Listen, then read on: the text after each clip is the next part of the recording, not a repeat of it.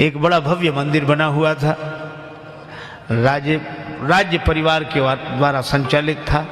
राजा स्वयं समय समय पर मंदिर की व्यवस्था देखने जाते। विधि विधान पूर्वक लक्ष्मी नारायण भगवान का मंदिर समय से बंद होता, समय से पट खुलते, समय से आरती पूजा सब। पुजारी बिल्कुल व्यवस्थित रूप से सेवा में संलग्न थे। एक दिन सायंकाल आरती हुई, पट बंद हो गए। एक व्यापारी आया, पुजारी जी दर्शन अब नहीं हो सकता, पट बंद हो गए। मैं बहुत दूर से आया हूं, कहीं से भी आओ। व्यापारी के छद्म वेश में राजा ही था, परीक्षा करने आया था कि नियम ठीक चल रहा है कि नहीं। राजा ने कहा मैं व्यापारी हूं, बहुत दूर से आया हूं और दर्शन नहीं। पुजारी बोले सवाल ही नहीं, दर्शन आप पटबंद हो गए। यहाँ नियम की बड़ी शक्ति है, विधिवत सब कार्यक्रम होते हैं, ऐसे नहीं।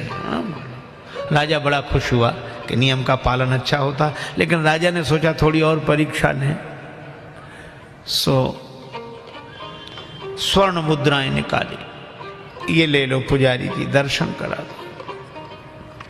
अब पुजारी जी बोले यही तो है आप लोगों का, भक्तों का दिल भी नहीं तोड़ना चाहिए, लेकिन क्या करें, मजबूरी भी है। रखो।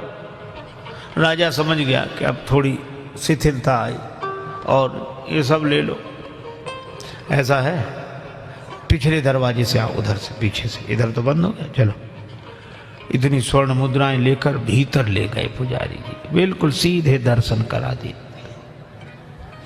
राजा बड़ा खुश हुआ कि कल पुजारी से बात करूंगा। पुजारी बड़ा खुश कि इतनी स्वर्ण मुद्राएं मिल गई। दूसरे दिन दोपहर को राजा साहब ने पुजारी जी को बुलाया। राजा साहब बुलाने, पुजारी जी बड़े खुश हुए। राजा साहब बुलाने तैयार होकर जो गए, राजा साहब ने कहा आइए पुजारी जी, मंदिर की व्यवस्था। अरे क्या कहते महाराज, सब बिल्कुल व्यवस्थित चल रही। अच्छा पूजा आरती सब समय से। अच्छा पट बंद होने के बाद दर्शन, प्रश्न ही नहीं उठता महाराज। सायंकाल आरती के बाद पट बंद होते कोई दर्शन को आ जाए, नहीं हो ही नहीं सकते था। कोई व्यापारी आ जाए, बाहर से आया हो, दूर से आया हो, तो भी नहीं होते दर्शन। अब पुजारी समझ गया कि राजा ही थे ये। राजा बोला सोच लो किसी भी तरह दर्शन नहीं होते। तो पुजारी हाथ जोड़ के बोला साहब हमारे यहाँ तो नियम पक्का, हम तो दर्शन नहीं होने देते, लेकिन अब लक्ष्मी नारायण जी का मंदिर है, अब लक्ष्मी माता ही कहने लगे तो हम कैसे मना करें। वो उनका आपसे मानना है। लोग कैसे कैसे तर्क देते हैं अपने पक्ष में, पर सुंदर कांड हमें यह सिखाता है कि जिंदगी बड़ी सहज होनी चाहिए, सरल होनी चाहिए।